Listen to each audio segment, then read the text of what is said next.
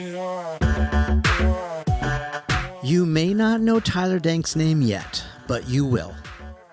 He looks like a pretty normal 20-something kid who came from a middle-class neighborhood in Maryland.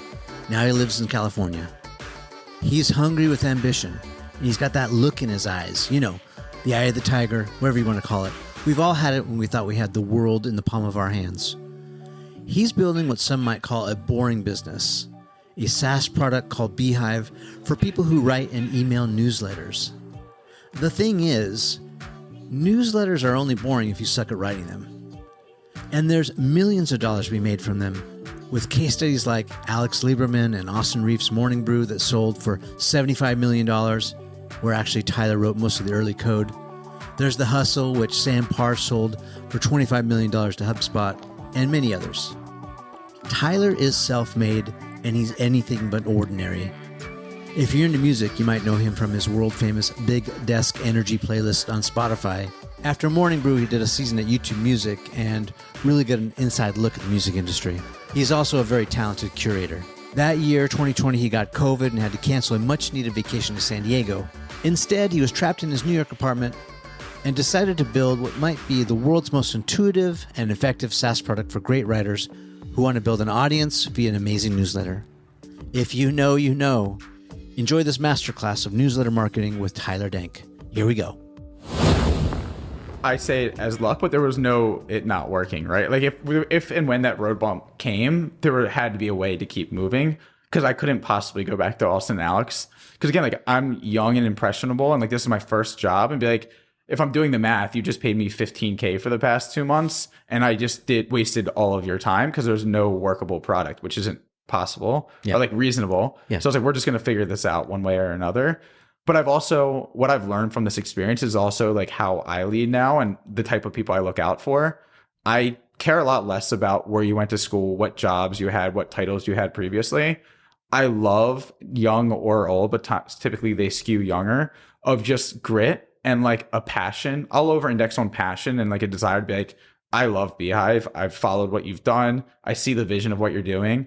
I've never worked in a company like this, or I haven't done this, but I know that I can make this work. And I'll bet on those types of people who can show that they're willing to watch every YouTube tutorial on how to be the best Facebook ad manager user of all time.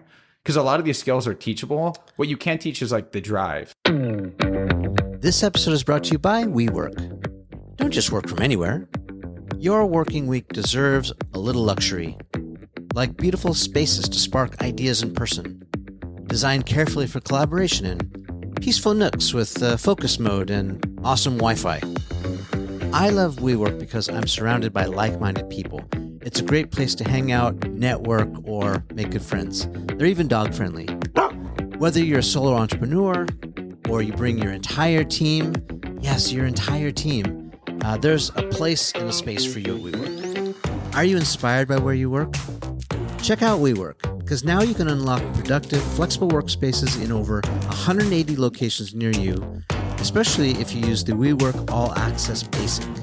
Get 30% off your first 5 months by using code Brian, AA30, that's BRYAN, AA30, or to redeem the offer, just go to we.co/behind the brand.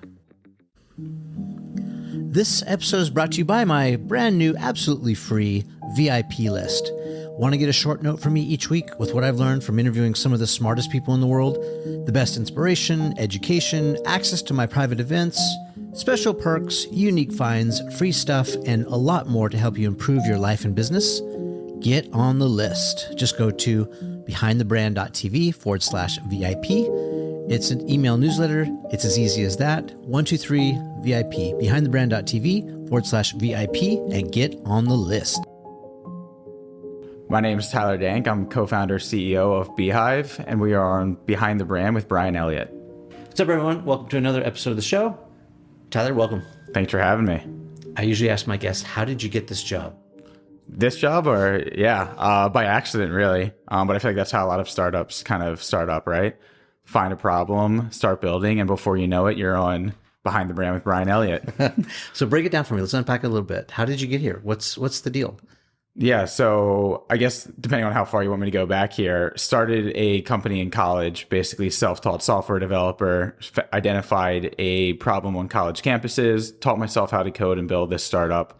Didn't go on to become a multi-billion dollar startup, but really taught me a lot about entrepreneurship and the grit to kind of build something from scratch. Yeah. Where'd you go to school? Was it back east? Yeah, back east. So University of Maryland. Yeah, and that's where you're from? Yeah, from Baltimore, Maryland, the suburbs, and went to University of Maryland, did mechanical engineering, technology entrepreneurship minor, and really got plugged into the startup and entrepreneurship scene there. They have an incredible program, a lot of amazing computer science students as well. So there was like a tech hub feel right outside of Washington, D.C. And so we identified a problem trying to connect business people and entrepreneurs to startups or to software developers on campus. So we kind of built that up. I sacrificed my weekends. We would drive to university hackathons at Harvard, Toronto, University of Michigan, sleep on the auditorium floors, trying to get signups because our core user was a software developer student, and did that for quite a bit of time. And once that ended up not being a smashing success, I was in the classic scenario of in my parents' basement, post-grad, making no money. I sacrificed a lot of summers instead of getting a traditional internship.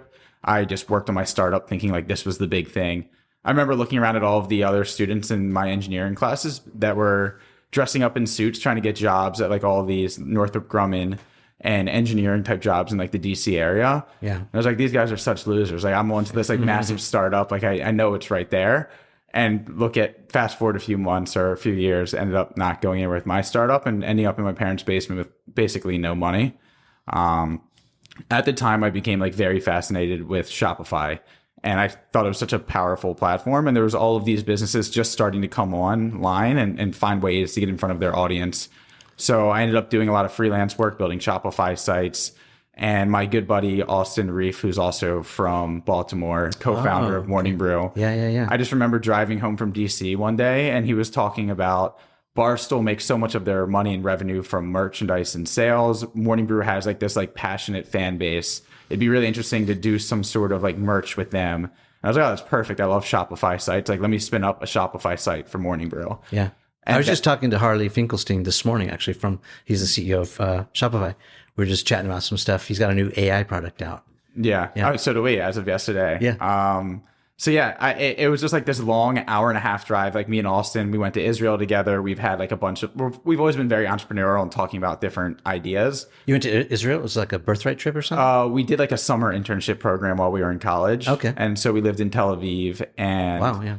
it was just funny. Like back then, Austin was starting this thing called Morning Brew. It was an email newsletter. Yeah. And I was working on my like tech startup. And I was like, this idea is so stupid. It's just like an email newsletter. Kind of a big deal. Yeah. And he was just like, well, at the time they were known. They were college students at the University of Michigan. Yeah. And he's like, yeah, we're sending out this email like a few times, like once a day. It's like business news. And I was like, I'm building like hard tech. Like we're doing a two-sided marketplace. And I was so excited about my idea. And I thought Morning Brew was like cool, but I was like, it's just an email. Yeah. I mean, that's also kind of like very like 2002, right? Yeah, Like no, it was just funny. It was funny the dynamic because like when you fast forward, now I built a company around email newsletters and worked at Morning Brew, and so he ended up hiring me. But it's just funny. Back on the beaches of Tel Aviv, we were just like talking business ideas and strategy, and I was like, "Yeah, I think we're going to these like college campuses to recruit software developers, and then we have network effects." And he's like, "Yeah, we're just sending emails like once a day." So it comes full circle. But yeah, we've always been very entrepreneurial and just kind of like talking about different business ideas. And so at the time, 2017, the Skim was growing in popularity. Axios launched and was a big deal in like the newsletter space. And Austin came to me and was like, all of these newsletters have a referral program. They have an easy way to share on Twitter, on Facebook, on LinkedIn. We have none of that. We have 3 people and like an office in NYU campus. And do you want to like help us build any of this?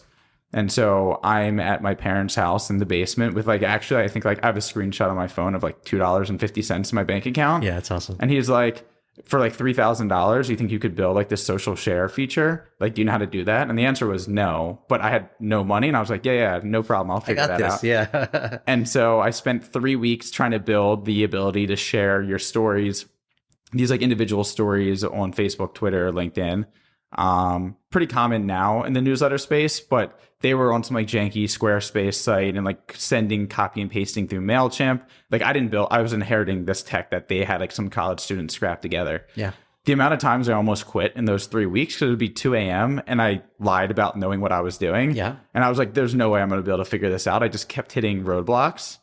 Let me just say, that is, I guess, one of the signals that you might be an entrepreneur. If like you're super comfortable jumping off the cliff and figuring out how to build a parachute on the way down, like you probably got it. Yeah, I mean, there was a lot of like built up experience of building from scratch with my startup that didn't succeed in college. And then there was the sobering realization that I was 22 in my parents' basement with $2 in my bank account. Yeah. And like I never wanted, I don't mean like I didn't want to work at Morning Brew, but that was never the plan. I just needed money. And I wanted to help out Austin. He was a good friend. It was like an interesting project. So I ended up spending 3 weeks, quit almost 5 times, and eventually got the product out. It worked. And he goes, okay, well, now that you built that, we have this laundry list of like 20 things we've always wanted to do, but we don't have an engineer on our team.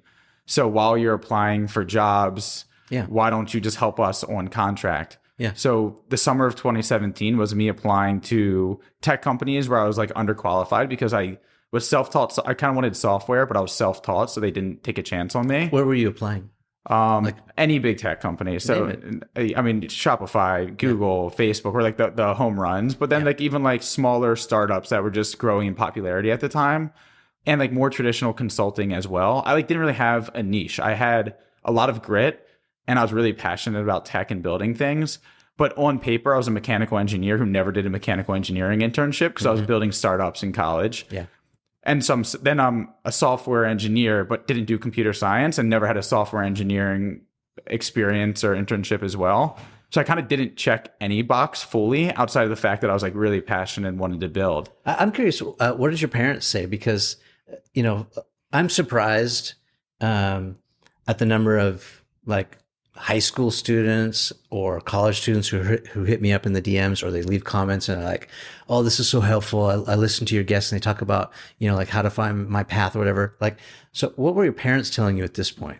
Were they giving you good advice or bad advice? Neither of my parents went to college. Okay. And I've always been very thankful that they've been overly supportive of everything that I've ever done. Yeah. So they're like, no problem. Come sleep back in your old bedroom. And I'm sure they got sick of me living at home at some point. But they've always been supportive and like taken a back seat to whatever I was passionate about and supported me in what I've done. That's cool. And so like I never had like parents that were doctors or lawyers being like, hey, this is the way to go, or like this is what we want to see. I don't know if they had like expectations. It sounds weird saying that, but like they weren't like, this is the path we want for you. Mm-hmm. You have brothers or sisters? I have a little brother. Okay, so you're the first one. I'm the first one. Okay. They didn't go to college. They did I've been always very independent. So like I led the college application process. Okay. I led where to go to school, how to get student loans, how to pay for college. I'm a firstborn too, so I get it. Like there's something different about firstborns, right? Yeah, I mean, but it's also like a new process. Like this whole new, they grew up in Baltimore, went to high school.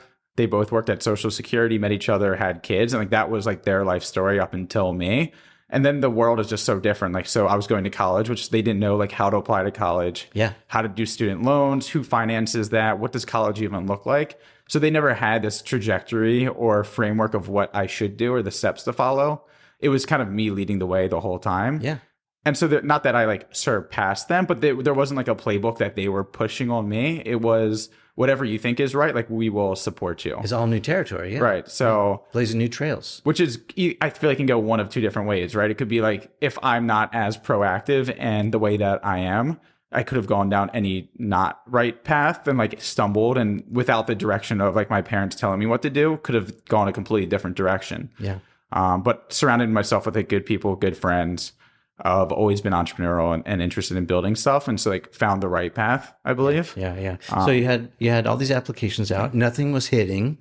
You're getting frustrated. You got offered this sort of contract part-time gig, possibly. It's an interim at best, probably. And Morning Brew, like now, I think most people are pretty familiar with it. At the time, they were sending emails to 50,000 people. Yeah, they were 3 guys out of a closet in NYU campus. And it was just a friend that I wanted to help out. And I was just building stuff because they had money to pay me while I was applying for jobs. Yeah. I mean, Tyler, I love the story so far. And it's like, these are the ones that start small and they turn into big things. There's this guy I knew. I read this story too, but I read his book. These two guys just started out of this garage, and this one guy named Waz and this other guy named Steve just started. I think I've heard that story. Computer company. Yeah. Like they're just in their garage, and like no big deal. Kind of started this cool company. But like that's awesome. I love the genesis of this. Well, my favorite word, I tell everyone this and they make fun of me, is like serendipity. Just because there's so many like chance events that happen in life that open one door and lead to something which leads to another thing. So stay on that for a second. So what is the key to serendipity? How do you make that happen? I'll say now where I am now, it's difficult because I also am very disciplined on focus. And so I say no to a lot of things. But I've also am only in this situation because I have happened to say yes to certain things that have opened the door elsewhere. So, okay, well, let me ask you that then. Let's stay on that for a sec and break that down. So how did you know what to say no to and what to say yes to? Because you said yes to the right thing. Well, I'd say earlier in my career, it was almost always yes to everything. Like if someone reached out on LinkedIn and was like, hey, do you want to chat? I'd be like, yeah, let's do it. Because like, you had time and... I had time, and like the trade-off at 21, 22 years old was like, what doors exist? What relationships could I make? And who could either instill more information or knowledge or lead to another introduction that gets me closer to where I want to be. Yeah. And so I was a total yes guy. And I'd say I'm in life and like my personal life, I'm still very much a yes guy. But you also like, as the business matures and like where I am now, like saying no is actually like the power of being like, sure, this guy thinks that he can provide value to our business and like a consulting gig, and it sounds good on paper. But like we need to be hyper focused on executing. Yeah. And a lot of yeses are distractions in the business world, depending on where you are. Yeah. It's good advice. I just talked to, do you know the Viore brand? Yeah. Yeah. So I talked to Joe Kudla, who, founded Viore. He said the exact same thing. Like they got hyper focused. They started with shorts, and that was all they did was shorts for a while. And they did that for 3 years until they got that right. So I think you're in good company there. And so, okay. So you said yes. You were desperate at some point because, you're back on your parents' couch. You had a couple bucks in the bank account. Yeah. So there's that. But then, so what's your advice now about, you're hyper focused, but how do you choose? Like, is it like a spidey sense, or like, is it like how someone looks on paper? How do you make those decisions? How to say yes? A lot of it becomes from like warm introductions. And so if the person introducing someone is someone that I trust, then I'll take that call more often than not. Although we do have a lot of VCs who are like, hey, this other portfolio company was interested, or they think they could add XYZ feature to you. And I was like, hey, we already have like a pretty stacked roadmap. Like we're tight on bandwidth.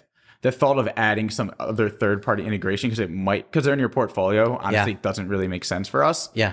And so I tell a lot of our VCs like, no, like I'm sure this person's great and like maybe a great entrepreneur, but I mean, it sounds dumb, but like when I'm working 16 hours a day, like people are like, you can't make 15 minutes for this person. I was like, it's just a trade-off, and we're super focused. Yeah. And I don't even want to like put in the 15 minutes. Maybe actually I like the person a lot and think maybe there is a synergy, but in the grand scheme of things, that's probably a distraction.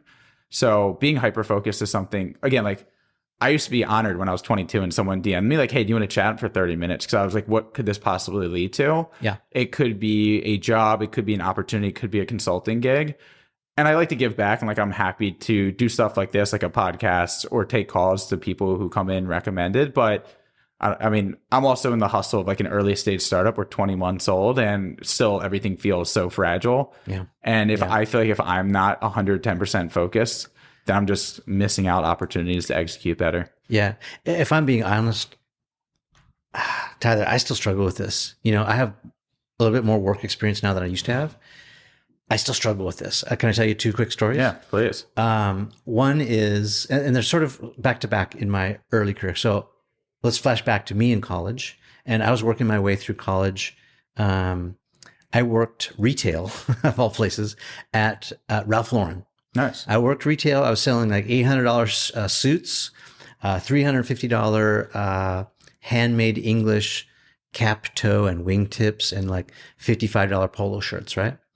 And there was this guy who came into the shop a lot, this young guy. He was probably about my same age. And he would buy stacks of shirts, like small, medium, large, to double extra large, and take them out by the stack. And I'm like, this is curious. His name was Sean. I'm like, Sean, what are you doing, bro? Like, I was making commission off all the sales, so it was great for me. Yeah, But sure. so you take these stacks of shirts, and like eventually I was like, what are you doing, bro? He's like, well, actually, I got this little surfboard company and a little t-shirt company, and I'm taking these shirts to my pattern maker, and I'm going to like reverse engineer these and like do my own activewear line. I'm like, oh, that's cool.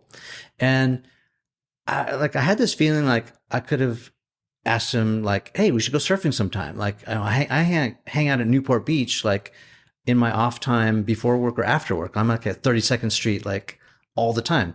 And I've never seen you around Newport, but like I knew that's where he was doing his thing.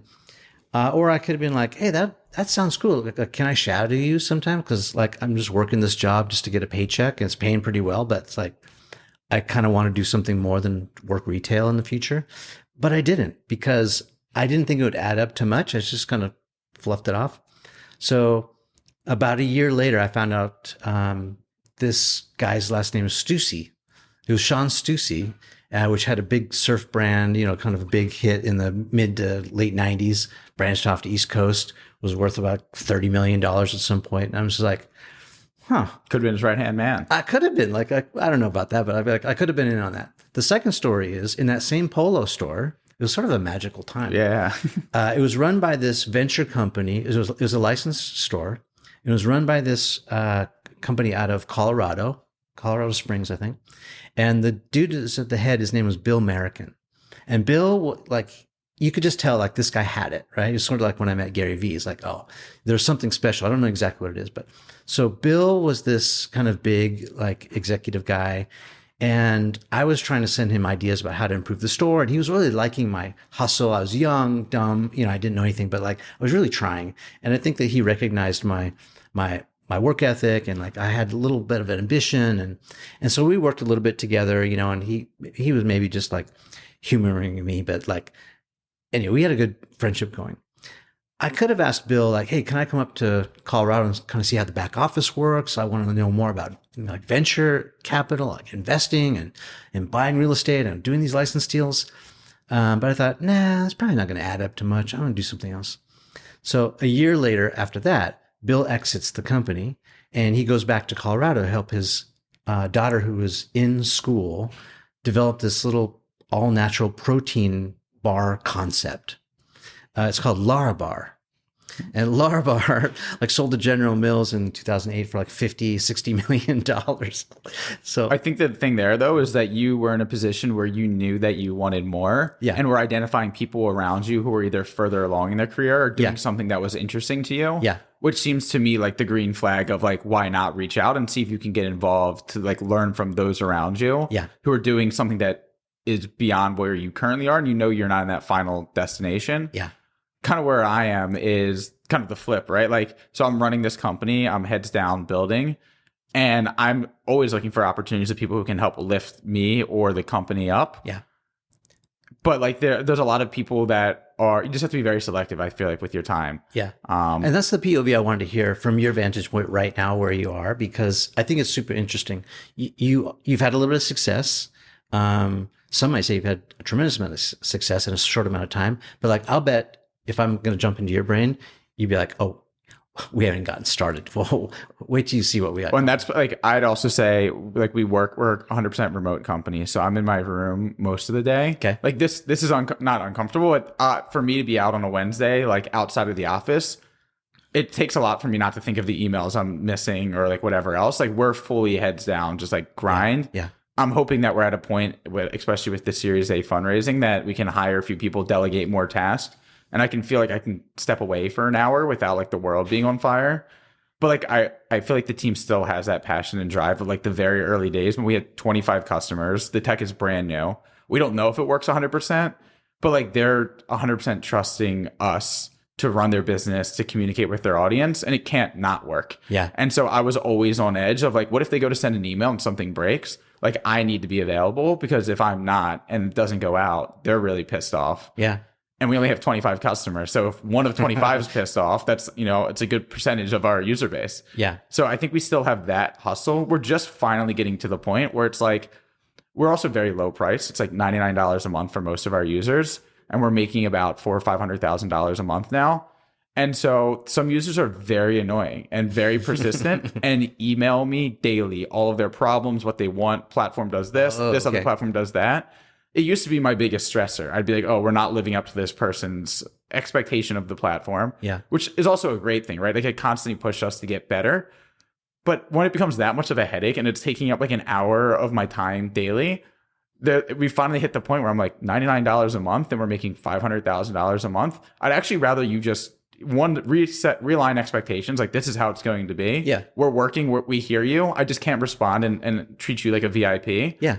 And if you choose to leave, it's like, I want you to stay, but like, no offense, you're 0.0001% of our revenue. Yeah. And that feels really good to be in a position that we have kind of worked really hard to get up to that point. Yeah. It's the point where you start delegating. So let's go back to Morning Brew. So you started doing contract stuff. What happened from there? Yeah. So I was doing contract work for them again. Like Austin and Alex are incredibly smart. So they had a laundry list. The space of like email newsletters with the Skim and Axios and the Hustle were really heating up. Yeah. And so everyone was kind of doing referral programs. They were sharing, they're doing paid advertisements. And so long laundry list. I'm the only engineer. Again, I always have this chip on my shoulder too, like self-taught software developer. So even though like what I've learned with time is like in the computer science program classes, like you aren't really like learning how to build websites per se, or like doing a lot of the stuff you do in these roles. But I type something and it would work. And I was like, I don't know if that's the right way to do it. And it could be vulnerable. Like it might not be perfect. So I've always had that chip on my shoulder. But I was building out stuff for them, turned into 40, 50, 60 hours a week, just building stuff for Morning Brew. Yeah. While I was applying to different jobs, doing interviews. And I eventually got a job at Deloitte in a tech consulting role, which is where a lot of people from the engineering school at Maryland, there's like all of the big four and consulting firms in DC. It's a natural feeding ground. You graduate from Maryland, you go to DC and Arlington, and you get like a consulting job. It's like also like seen as like pretty good. Like it's a good $75,000, $80,000 starting salary. Yeah. Right out of college. It's good on the resume. Great on the resume. Like no one complains that you had a nice like tech consulting job like out of college. Yeah. And so I had a girlfriend at the time. She lived in DC. My best friend moved to DC. It was like, it's a 2-bedroom. Let's move in together. And so my whole life has pushed me to DC. I'm about to start. I think it's like September is like my first day. And Austin goes, do you want to join us full time at Morning Brew? And just like continue doing what you're doing, but like, let's actually bring you in house. And I was like, I made him go through every stipulation of like, we only have $500,000 in the bank. We're still sending a very small operation, 50,000 email subscribers. Like what happens? Because there's the sure thing, which is Deloitte. Yeah. I have a ton of student debt, still do, but a ton of student debt. And so the sure thing is like, get a job that's stable, has health insurance, 401k. Yeah, it's tempting. We'll pay your student debt. Yeah. Join a 3-person startup in New York that's working out of NYU, sending emails and like a new space. Yeah, 50,000 is not a big number. Yeah, not at all. Yeah. And now where I am now, where I see these newsletters going from 0 to 50,000 in like 2 months, it's like that's all they were at the time. Yeah. And so one of the best pieces of advice I've ever gotten, like I was going back and forth for 3 weeks of like this is the first time my parents actually kind of stepped in and were like, you have a ton of student debt, and they know like if I'm not paying it, they're gonna have to potentially pitch in. So they're like, DC is very close to home, sure job where it's like very safe. Startup, I don't even know what this means. There's 3 people, whatever. And my friend goes, you can go to Deloitte and you're going to be one of 50,000 people doing that exact same job. Or you could go to Morning Brew and you're the only person in the world doing that. And like that resonated with me so much because I've always been someone to bet on myself. Yeah. And it made me more uncomfortable doing that. And it was more of a risk. But I've made every decision up in my life from like doing the startup in college. I like took some research gig just because I thought it looked good on a resume in college. My senior year, had no idea what I was doing with these capacitors, but it was like a new challenge for me. And I was totally underqualified, but I learned a lot.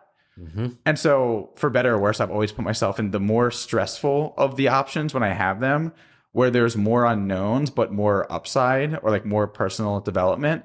And so, yeah, my friend told me that and I thought about it. And I was like, worst case scenario, if it doesn't work out, I'll find a job somewhere else. Yeah. But I'd much rather bet on myself and have my best friend or a good friend and his friends as like my boss, and we're on this like cool thing. The other thing that worked really well that helped me was when I was interning or on contract, they gave me full access to everything, which is like the inbox, the emails, the tech. And I saw the rabid fan base of readers who would respond to every email being like, I can't start my day without Morning Brew. I love this. I've shared it with my entire class, with my friends. And it was having that insight and transparency into that, like, gave me more of a confidence boost in choosing that option, because I felt like they were really onto something and resonating with a very target audience. And they were doing it with no growth strategy, no engineer, just like 3 people writing. And so it just seemed like a fun problem. And they're like, you want to be in New York in like 2 months? And I was like, I guess I'm going to leave my friend back in DC, leave my girlfriend, leave everything I had in DC, and just go up to New York. So that was kind of like how that started. Yeah. So when you said bet on yourself, I got the little goosebumps. It's so inspiring. It's so relatable, because I did that too. And so I can co-sign that was like the best thing I ever did for myself, is believe in myself, invest in myself, take a chance on myself. I love that story, man. Awesome. Okay. And so what happened to Morning Brew then? So moved up to New York, and it was awesome. Honestly, I was 22, 23 years old in a new city, New York. Amazing. And like, Austin was my boss, but he was also a friend, and he also brought me on because he trusted me. How old were you guys then? I think Austin might be a year younger than me. So I think he was maybe 22. Like, he also bet on himself, right? So I think he was working at Moelis, like a big private equity or investment banking firm in New York. And he kept messaging me like every few months being like, I have an amazing investment banking job in New York that's paying well. Yeah. Amazing, not by what he was doing, but by pay and, being 22 years old, making whatever that salary is. Speaking, yeah. Great. And he's like, or we were sending this email and people like seemingly like it a lot. They're resonating. I think there's something there. Something's happening. Yeah. So he went through the 80K salary at Deloitte's cool. What he gave up at Moelis was definitely a lot more to go all in Morning Brew, but co-founder made that bet on himself. And so he was probably 22 at this time, like just like a year out of Michigan. I was 23, came up to New York, and it was just do whatever it takes to grow the newsletter. So the referral program was the first thing. It was, the Skim has its Skim Ambassador program. It's really interesting. People rave about it. They have a whole rewards incentive. Let's just copy that, but with our audience. So can we go slowly on that? Because we can also make this into like a little tutorial for, I know there's a lot of people now who are using Beehiiv, but also maybe using other platforms, about wanting kind of to know the building blocks of how to build that audience and get it out there. So for those who don't understand what the referral program does, how it operates, like, break it down a little bit further. Yeah. So up until this point, Morning Brew was sending emails Monday through Friday. It's funny, it's witty, it's conversational business news. So their take was Bloomberg and Forbes or whatever, like, they present the news in a very like, here's the facts type manner. And Morning Brew is like, let's break it down to more of a younger demographic. It's like kind of like Seinfeld meets like Bloomberg in a way. Yeah. And so that clearly resonated with people, and people would respond like, this is hilarious. I love how you break down the news. I've never been a news person, but I love this. So now I'm sharing it with my classmates, with my friends, with my family. So is it just like a forward in the email, like total forward the email? At the time, just forwarding, or just like a Nothing word fancy. of mouth. Hey, I've been reading this newsletter. I think it's hilarious. Just sign up. And so when we would ask people how they found out about the newsletter, more often than not, they were like, oh, my friend showed it to me, or my teacher recommended that all of the students in the class signed up, because it's a great way to stay up to date with current events and different business news. And so that was the initial hunch, that if people are doing it organically, they're getting nothing out of sharing it with I was other going to say, what were the incentives? Just they had like a very rudimentary referral program before we kind of came in and revamped it, but more or less like nothing. It was just like they found value in it, and we're doing it almost altruistically, just to share, like, also like, social capital. Like, hey, I've been reading this; it's really cool. Yeah, I think you'd benefit from this. Like, some people at Michigan launched it. Yeah, gives you kind of clout. Yeah, and they also like did it by they would go classroom to classroom at Michigan back when they were students and sign people up. So there was already like a concentration of people in Michigan reading the newsletter. And then a lot of those people in the Michigan Business School went on to move to New York and get like their first like entry level job. So there was like small network effects there. But the whole basis of the referral program is, if people are already taking interest in the content and sharing organically, what would it mean if you said, if you share with 5 people and we'll keep track of it, we'll give you stickers, or we'll give you like an insider newsletter. So we did something called Light Roast, which at like 3 referrals, you would get like an exclusive Sunday newsletter. So the marginal costs are 0. It's just like you write a newsletter to either one person or 10,000 people. It's the same work by the writer. Yeah. And we branded it as like an exclusive. We already know you like business news because you came to us and signed up in the first place. How would you like a weekend edition with more business news to get ahead in the week? Yeah. And just the target audience that we were going for resonated with that. Yeah. So you kind of gamified it and you put some incentives in there that would work. And then you had some sort of trackable source in there, like a pixel. Yeah. So you can keep track of who's referring who. They can track their progress. They can see who they nudged and who actually signed up and who didn't and everything. So that was like the basis of the referral program. Okay. And I'd say my first like year there was the way that, and like maybe it's just me and how I think about focus even today, but Austin's like, just focus on things that are going to grow the audience size. So if the website can be justified, like a brand new flashy website will actually increase conversion and get more people to sign up, then do that. But don't waste 3 weeks building like night mode for the email if that doesn't really move the needle. Like people aren't like, yo, check out this night mode newsletter. Like you should sign up. So we did referral program. We did like onboarding series. We revamped the website and started testing different headlines, phrases, just A/B testing everything on the landing page. We did like the social share stuff, which was like kind of like my summer project when I was on contract. We built dashboards to understand where readers were coming from. Do you ever give stuff of significance away, like a prize or like this or that, or did you ever do any kind of? So we got into giving away MacBooks as like a thing. So we would do like a referral challenge where for every person you referred in a 24-hour period, it would be like one raffle ticket into this MacBook giveaway. Okay. And we would see sometimes like 40,000 signups in a 24-hour period. This is later when we were already at like a mill and a half. Okay.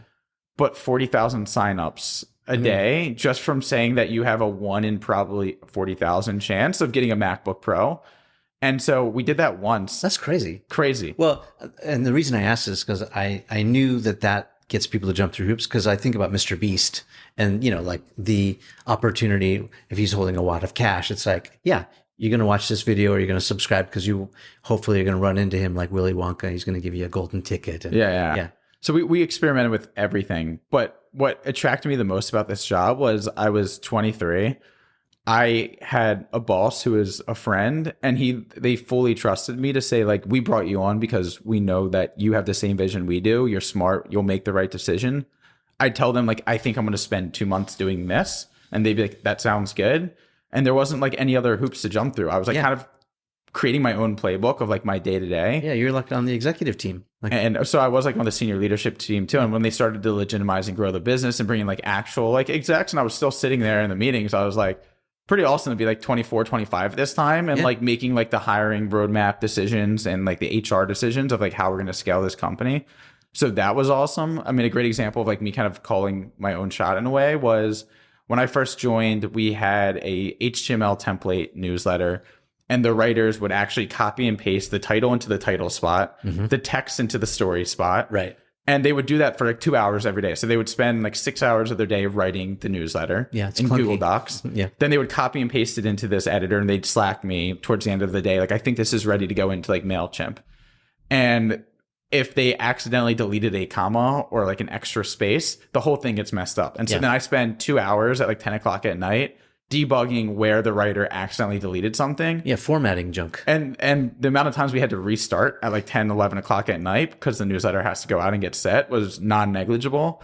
And once we grew from a 6-person team to like wanting to bring on more writer talent, you can't get talented writers to join knowing that they're going to spend 2 hours a day copy and pasting into an HTML document. Yeah. So it's ridiculous. The decision became clear. Like, we need to build a solution or find a solution that helps send these newsletters. Yeah. And a lot of the CMSs and different platforms at the time are all web-based because there weren't like newsletter first companies. There was us, there was like The Hustle, there was The Skim and Axios. But most of the companies were blogs and media companies that were built on WordPress or whatever their own tech stack was. Yeah. And so me being naive and dumb and young and 23, I go, let's just build our own CMS where like I already know what the writers want. I know how they compile the newsletter. I know the constituent parts. give me 3 months and I'll just build this myself. And also just being so naive, I didn't map out like a PRD or like how I was going to build it. And so every day I'd wake up with the anxiety of like, this is like too good to be true. Like there has to be a roadblock at some point where I'm going to hit a point where I can't build any further. And I just totally overlooked. And so I woke up with that anxiety every day for 3 months and just kept building. And eventually like we had a CMS that was entirely custom built for us. Yeah. Neil, our managing editor, would go in, he'd like test it out, he'd copy and paste some stuff in, he'd move around the stories, and then it outputted like a perfect HTML email. I was like, holy shit, we just built our own CMS that's custom for Morning Brew. It has our styling. Now, instead of Neil copy and pasting into HTML, he's like in a typical text editor. I pulled that out of my ass. I have no idea how I figured out how to build that in 3 months by myself. And it was just such like a cool, like, I went to Austin, I was like, I think we should build our own CMS.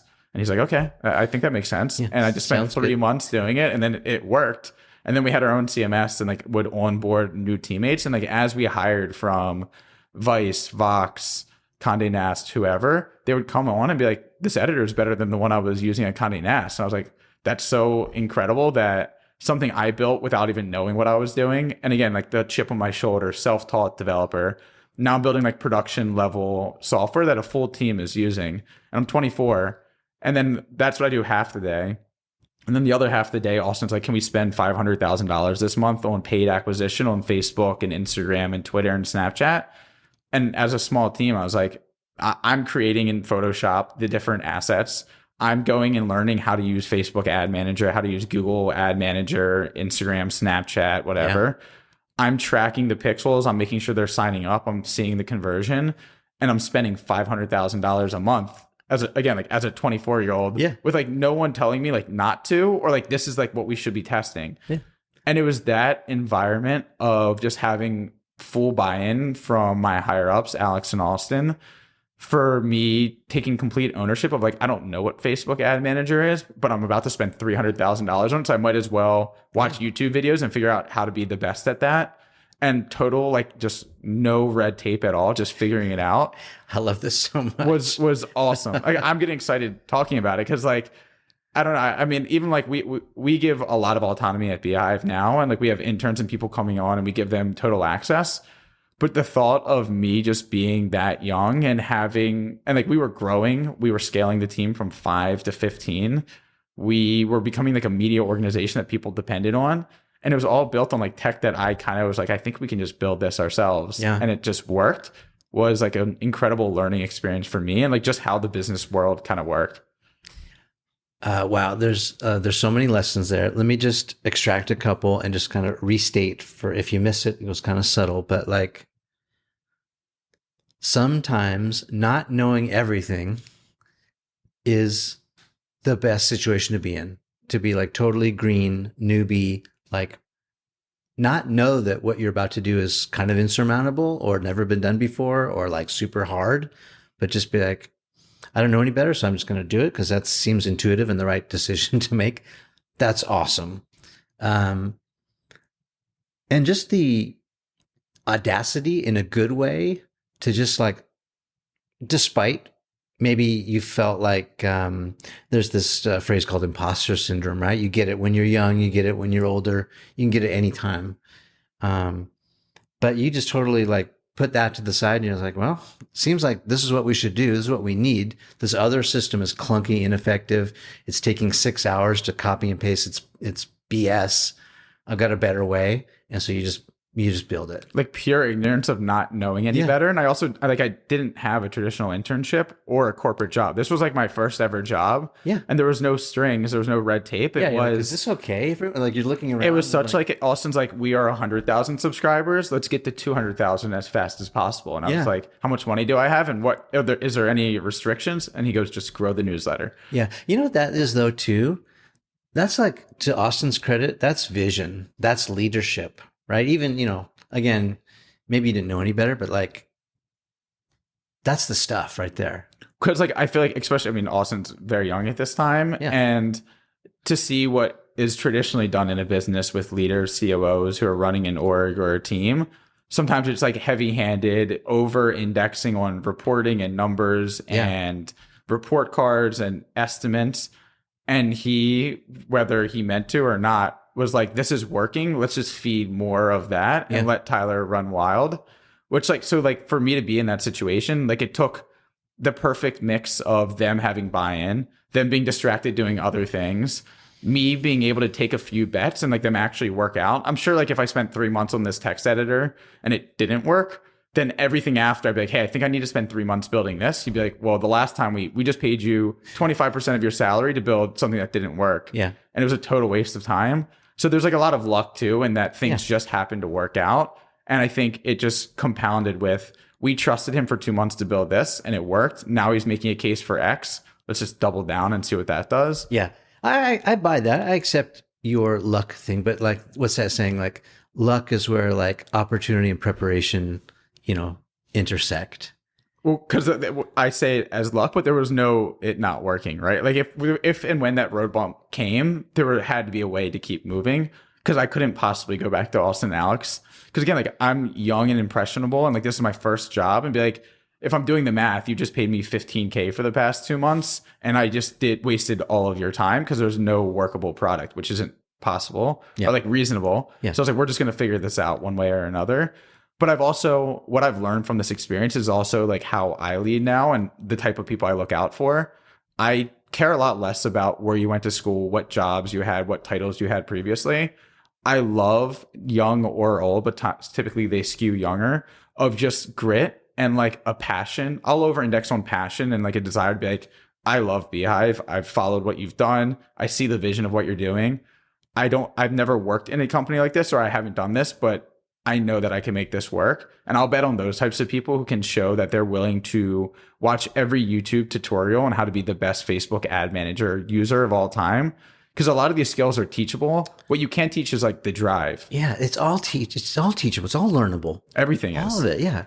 So the hard skills to learn are actually what I care less about. Yeah. It's the underlying person who shows that they are like, not only will I work Saturdays and Sundays, but like I want to. Like I'm choosing to not go to the park on Saturday because I'm so interested in how this like Facebook and Google ad engine works. And I think that there's optimizations to be had that all these other companies are missing. And I want to figure that out. And because I see that in myself. And so that's, I think, why I'm biased towards hiring those types of people. Because going all the way back to earlier, I didn't check the boxes of like getting a software job. I didn't check the boxes getting a engineering job. I barely got a consulting job after like getting turned down by everyone else. And so I stumbled into a role where the only thing I had was the ability to try harder than everyone else and figure out how things work and how I could provide value. And those are the people that get me really excited to join the team. Yeah. People who can figure stuff out and just get the result. Let me ask you also too, is this like the best time or the worst time to get into starting a newsletter? Because I'm seeing newsletters pop up like crazy. You're right. After Morning Brew sold for what, 70 plus million, and the Hustle sold for undisclosed 25 plus million, as Sam Parr talks about almost every single undisclosed, but in between these two numbers. Yeah, but he likes to drop that number all the time. So good things are happening in that space still, but is it too late? Do we miss the boat? I don't think so, because one of my favorite quotes is Ben Thompson saying that the internet is so much bigger than you think it is. And I don't do this anymore. This is like one of the unscalable things that we did at the early days, but I used to approve every sender on the platform before sending. And we would ask for their Twitter handle and LinkedIn just as like an anti-spam, like, are they legit? Yeah. And they would also, so there's also a growth hack in that. I would follow them on Twitter and I would connect with them on LinkedIn. And I would do that for an hour and a half every single day, which is just like a multiplier effect, because then I'm very into like the build in public. We just launched these features. Here's how it works. I share on Twitter. I share on LinkedIn. Now the past 10,000 people that I've connected with on those platforms that followed me back see that. They feel invested in the journey because they signed up. They had a real connection with me because I reached out to them. And they see that we launched this feature, they like it, they retweet it, now it's into their network. Yeah. So that was like one of those things that don't scale, like network effects early days, as like a growth multiplier. Very smart. But I say that because they would also provide a description of what their newsletter is going to be about. And you'd be so surprised by these like 10,000 person newsletters covering like high school football in North Dakota, or like just very niche corners of the internet of things that maybe don't interest me, or I didn't know there was that big of a community. but there's like a massive 50,000 person list about X. And you would never think that X even had that many people, let alone like this one operator that you've never heard of. So I say that because the thing about newsletters is like, I think the circle that we live in on Twitter and LinkedIn, you see a lot more people because the people you're connected with, they're probably skewing a little bit more ambitious, starting their own projects. Emails are so cost effective that you can do it like one night a week and pay $0 in most cases and scale an audience. And so they're very time effective, very cost effective. And if you're around ambitious people who want to grow their influence and maybe have revenue streams, it is like a very low hanging fruit operation to explore. So long way of saying, I think a lot of newsletters are popping up, but I think there's an audience and room for all of them to succeed.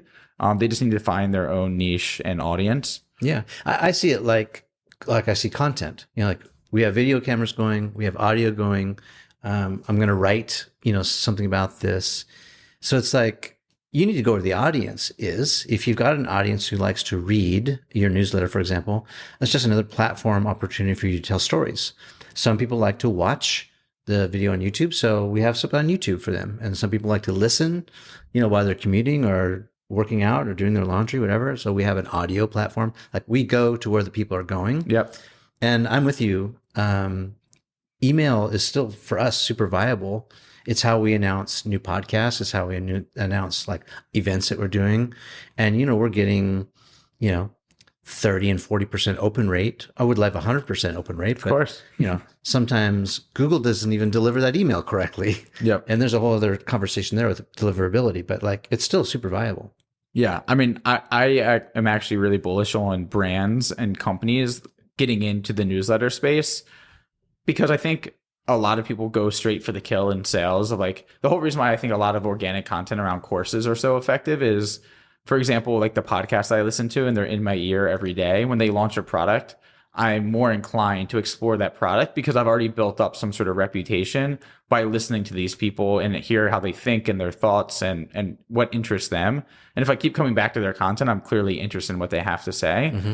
And so podcasts are really effective in that manner. That's why I think all of the, whether it's the All In Pod or Pivot or My First Million, when they do like in IRL event, they sell out because they have so many people that have been listening to them and they've built this habit and they build a personality around their media and their content. Yeah. Well, the newsletter is like a receipt. Right. And right? So, yeah. It's hard to go back like, oh, the show notes, it's a pain. But like if you got an email, it's like you already know how to track that and store that and organize that. It's already built in. Yeah. And legacy. So podcasts are great. I think newsletters are great too, in the sense that it's like a funnel. It's the whole reason why I think the whole paid newsletter is very interesting as well, because rather than requiring payment up front for like an unproven product, why not send them your free news? Like I was on Ben Thompson's Stratechery free for I think 3 years before I finally decided to pay $12 a month to get the premium. But like that's such an effective lever. Like I saw the value in what he was doing and it was free to me as the consumer. Yeah. I built up more and more interest and value perceived in what he was doing up until the point where I was like, okay, I think I'm ready to pay for this.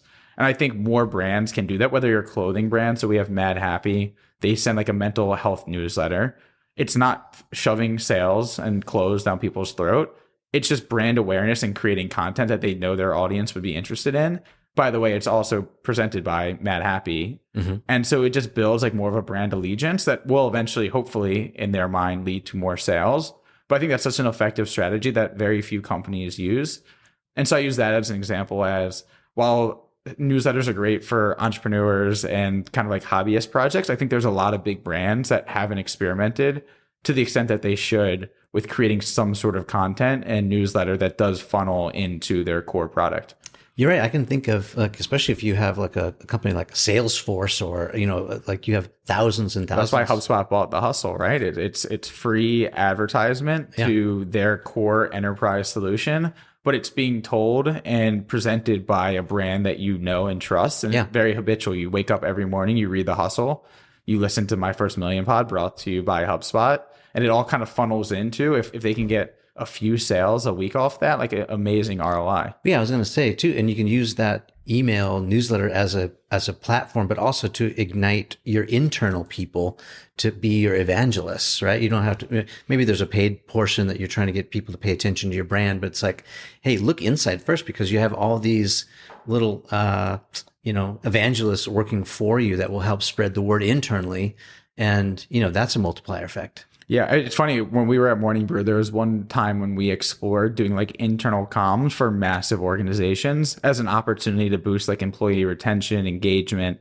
Just because some of these companies are, I could never relate. I've never really worked at a large company, but like 50, 60,000 employees, and being able to share what all the teams are working on, big events, maybe even break it out by the New York office versus the LA office. Yeah. But email is such an effective medium for that, especially in the work setting where everyone's kind of attached to their email. But yeah, I totally agree. So what else should we be doing to grow our newsletter? So there's organic, there's word of mouth, there's sharing. Hopefully it's good enough that people will share it with at least one or two friends. What else should we be doing to build? Yeah. I think you hit on the core thing, which is like the content has to be great. And everyone always is looking for like the quick silver bullet of like, how do I go from starting my newsletter to 10,000 subscribers in like week one? And like, I guess you could dump a ton of paid money and spend into that and make that possible. But the reason why everything we did at Morning Brew worked was because the content was better than the other content that was out there. And if the content sucks, like, yes, you can pay. It's like the whole leaky bucket analogy, but like you can pay to get people in the funnel, but they're going to unsubscribe and churn as soon as they realize the content isn't providing any value for them. And so one is like really nailing down, who are you writing for? What's the value prop? Is it better than what's out there? Whether you're making it funnier, more entertaining, more concise and bite size, or just you come from a background where you have deep industry expertise and can provide value. So content's always first and foremost. And it's not the sexiest thing to say of like how to grow your newsletter, and people don't love hearing it. But if the content sucks, nothing else really works. Yeah. So really nailing that is first and foremost. Let's drill down a little bit further on that. So is there a sweet spot for length? Like back in the day for video, they would say, oh, Brian, nothing over 3 minutes, no one's even going to pay attention. Everyone's got ADD. And I'm like, no, I think there's a place for longer form content as long as the content's good. Yep. Like, wouldn't you want to sit down with Tyler and listen to him take you to school on newsletters for like an hour instead of having him give you like 2-minute tip? Like, and there's room for both too, right? But yeah, I agree. Yeah, for sure. So is there a sweet spot for writing? I think it depends on like what you're doing, right? It's like Ben Thompson's Stratechery skews much longer, and it's more of a deep dive into like a trend or story that's happening in tech. There's other ones that are more aggregation and just like short, quick form notes of here's what happened in crypto yesterday. Yeah. Here's what happened in AI yesterday. Yeah. So I think it depends on what your audience wants. I'd also say not being overly stubborn on what you think is best, but being super receptive to feedback, whether it's through polls or just reply to this email with what you think, or just ask, is this too long, too short, just right at the bottom of your emails? And we have like a polling feature built in. But I think that's one thing that we did really well at Morning Brew is Neil, the managing editor, was always very interested in how we could be making the product better. Cause like he never got like the arrogance of like, we know we're the best daily business newsletter. So we're good. We know the equation. We know the formula. It's working. Let's not change it. He was always experimenting with new sections. He was always asking readers what section they liked the best, what they wanted more of, and adapted and tested that. Okay. So I'd say, while yes, you as the newsletter writer or operator have a vision for it, and you probably got it off the ground and achieved some level of success, being receptive to what your readers actually want to an extent. I think people always say that they want certain things too, and you actually may know better. And that's like another kind of like dichotomy of how do you know when to actually listen to reader feedback versus when do you actually know better? And I think the example here, I was just dealing with an email yesterday about it, is a lot like people want less email. A lot of people want less email in their inbox. And we would always hear at Morning Brew, except when we went to 6 days and then 7 days, can we just get like a weekly roundup? And like people, and it's not uncommon for newsletters to have like, send me twice a week, 3 times a week, daily, or just once a week. And allow like users to choose the preference center. For us, we're an advertising based business. So it's advantageous for us to get as many impressions, and us as in Morning Brew in this case, we wanted as many impressions as possible. So we're like, we don't really care. We hear you, but we don't care. We're sending you 6 days a week. And if that's too much, think about email, just don't open it or delete it. But like no one's forcing you to open this. This is what we do. I mean, In-N-Out Burger does the same thing. We got 6 things on the menu. We make burgers. You can have a cheeseburger, a double. We got a milkshake. We got some fries. You can have it kind of special, but that's all we do. We're not doing tacos. We're not doing chicken nuggets. Yeah, or like no one goes to Cheesecake Factory and complains that they have too many options, right? It's like no one's forcing you to try everything on the menu. Just choose what you want. So like if you don't want to read Morning Brew 6 days a week, you only want to open it once, then open it once. Yeah. But we made that decision very consciously. The same way we also made the decision. We were always like playing with the idea of what if you could choose your favorite topics are tech and crypto, hypothetically. So you would only get tech and crypto stories, not politics, not business, not federal interest rates or whatever else. And Neil came in and was like, that sounds cool and like techie and also like really complicated. But the value of Morning Brew is the content team knows better than the audience of what is like the finger on the pulse of what's happening in the world and what we think our audience is most interested in. So you're leaving the editorial decision to people who are in the weeds on Twitter and reading every business source possible of here's what our audience is most interested in. And it's a great example of like, I was never interested in politics, still not super interested in it. But there's a lot of politics stories that Morning Brew has covered that I've learned a lot from. And if I would have been able to choose like tech, SaaS, AI, whatever, I would have never seen those stories. But I've benefited in my life from getting exposure, which is the value prop of signing up to Morning Brews. Mm-hmm. They know what their audience wants. Mm-hmm. And so I say that because while, yes, you should always be receptive to user feedback, you have to be very careful of what your business model is, what the end goal is. And like if you decide to allow your entire audience to cut back from daily to weekly, then there goes 80% of your impressions and then your ad dollars. And now you have a whole nother problem. So then take us from sort of the high point at Morning Brew. And when did you decide to leave and start this new venture? Yeah. So like I said, Morning Brew was a dream job. I had a ton of responsibility, a senior leadership team, figuring things out as I go. Did that for 3.5 years. I joined when we were at like 50, 100,000 subscribers and grew to about 3.5 million when I left. So amazing growth trajectory. Hired a few engineers, hired someone on growth, and then she had her own growth team. So everything was great there. But at the end of the day, who I was building, I also didn't know what product was. So like I was someone who understood the high level business objectives. I understood how to grow. I knew the engineering side and I was kind of tying it all together. And again, like my first corporate job, I didn't know product manager was at all. And then as I did more research, I was like, oh, that's what product is. It's understanding the marketing goals, the business objectives, communicating with the growth team, the marketing team, the engineering team, and like making sure everything gets done as expected and is hitting like the KPIs that you want. So I've kind of fell into this product role. But my core product I was building was like for the internal team. So the CMS that we built was for the content team. Mm-hmm. We built an ad management platform, which the sellers, the ad sales team, the copywriting team all use to manage the ad inventory. So again, custom built, really awesome opportunity to build that. But I was building for the sales team that I sat next to and the copywriting team. And then we had our growth team and we built dashboards. So at the end of the day, I was building tech for 40-ish people, like internal employees, and some consumer-facing stuff in the newsletter and website.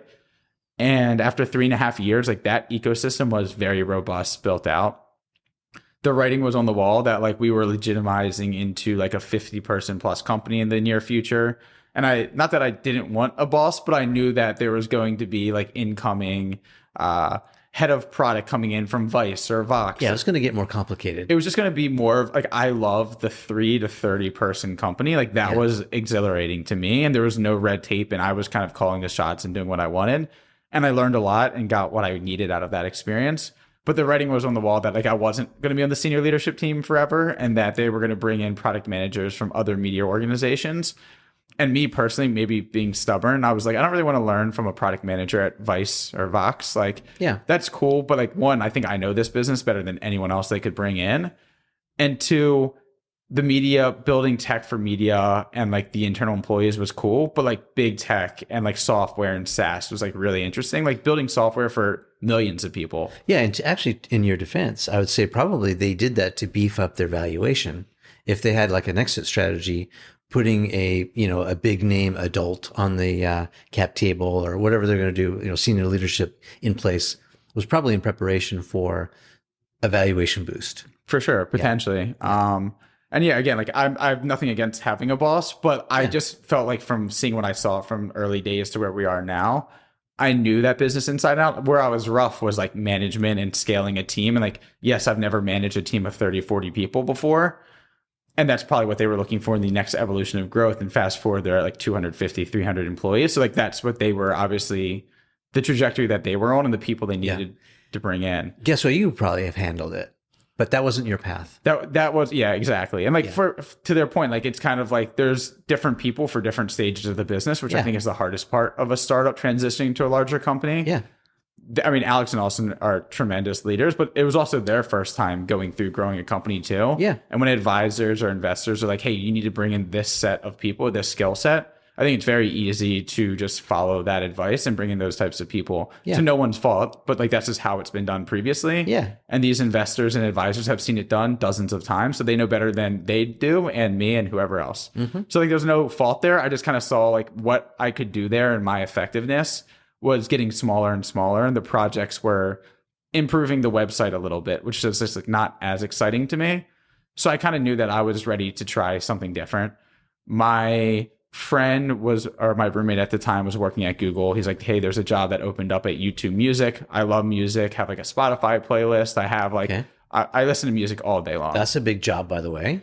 Yeah. So this was Google my gig. Yeah. So it was right at the beginning of COVID, and I was actually really interested in fintech. So I applied at all these big fintech companies, a lot that are pretty large now that I'm sure you've heard of. Rattle one or two off. Ramp, Brex, Pipe was one, like all of these, like this whole new wave of like the 2020 cool fintech was hot. And I love tech and I love financial stuff. I was super into Robinhood and investing. It was the first time I had like a little bit of disposable income, and was just like in the like day trading, like messing around. Yeah, no, everyone was excited. And it was just a cool time to like, and then I just so happened being in New York, stumbled into like talking to the Ramp co-founder when they were 25 employees. And I kind of saw like what I wanted to do next was be an early employee at a somewhat de-risk startup. Like maximizing my return would be, how do I get a little bit of equity in a company that's definitely going to, or what I think would be a unicorn? Yep.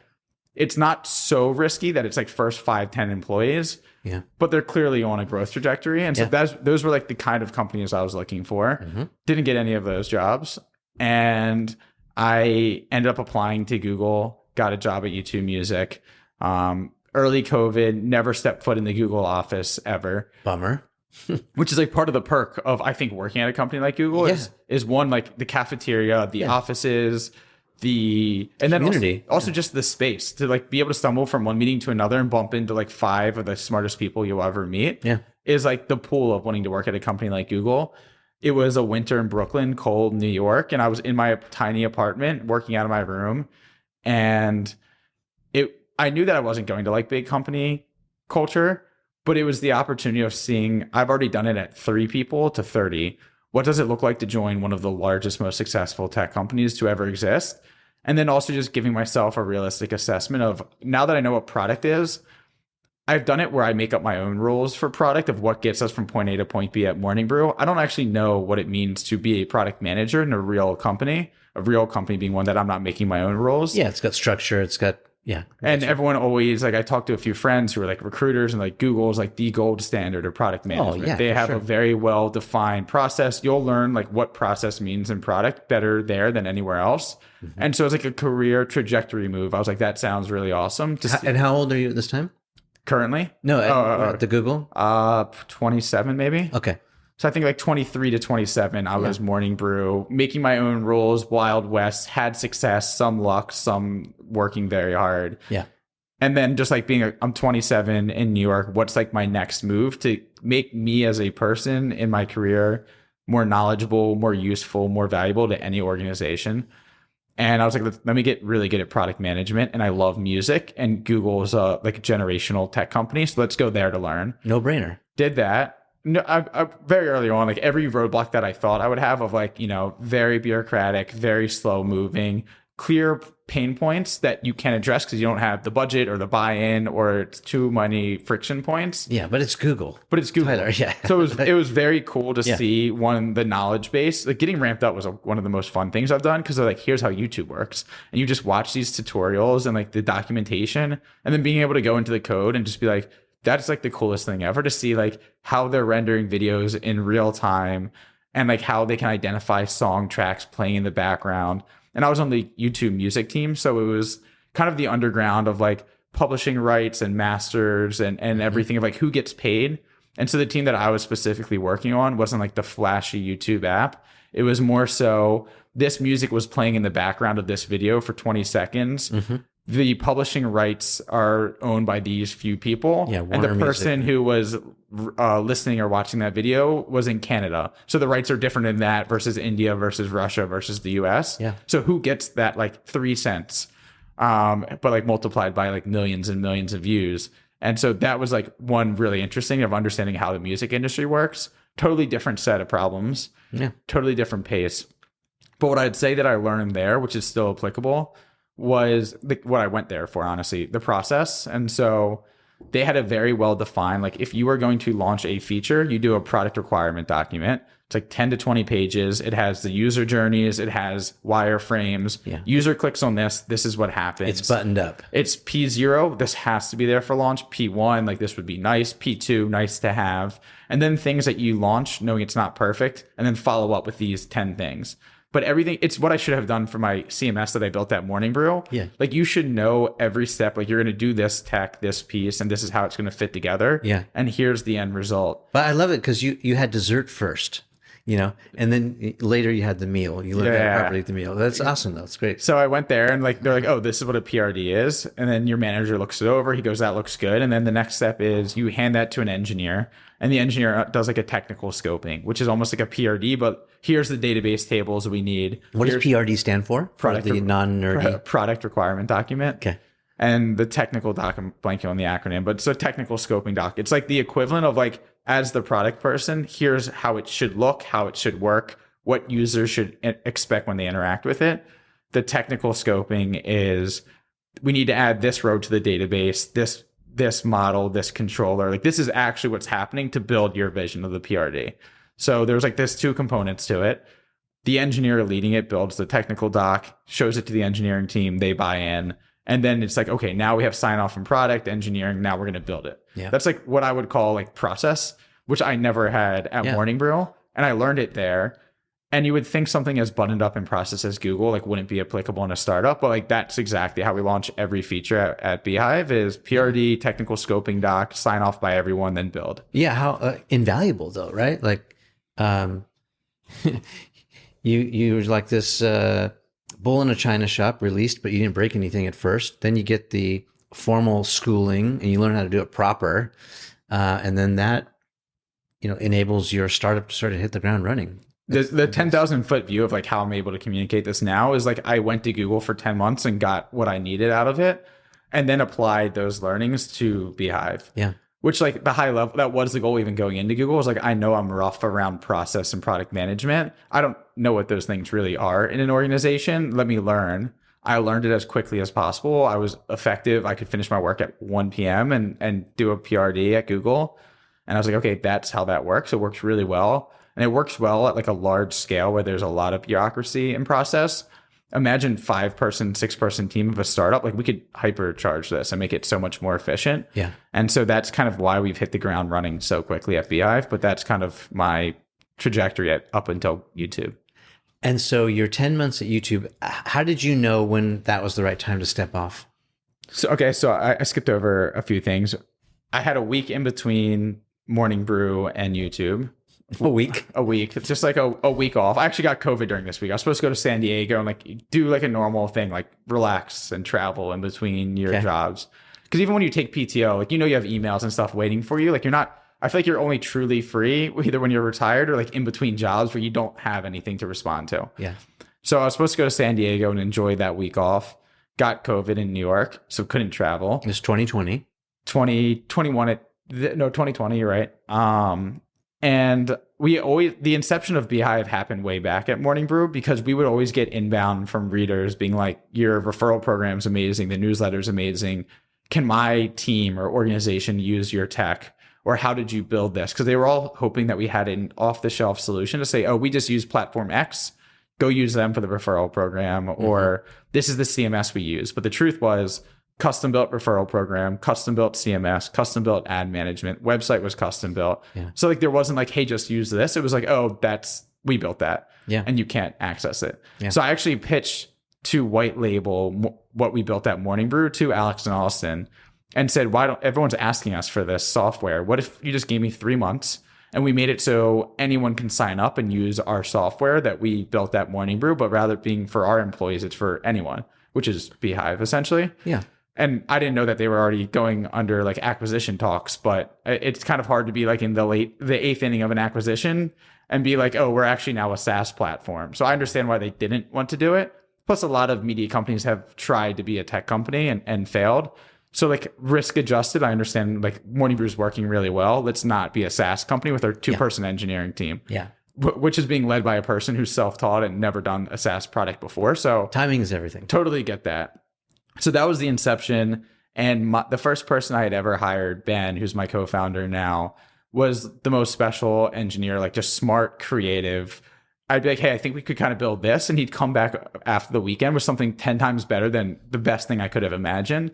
I go, that's so, and maybe it's just like limited experience in the professional setting, but I've worked with engineers in college and even at YouTube and Google. And I've never seen someone with like the output and drive and creativity of this person. And we'd always just talk like, wouldn't it be cool if we built this, but like for thousands of people to use, not just like our 20 coworkers. And so that was kind of the inception of like, there's something here.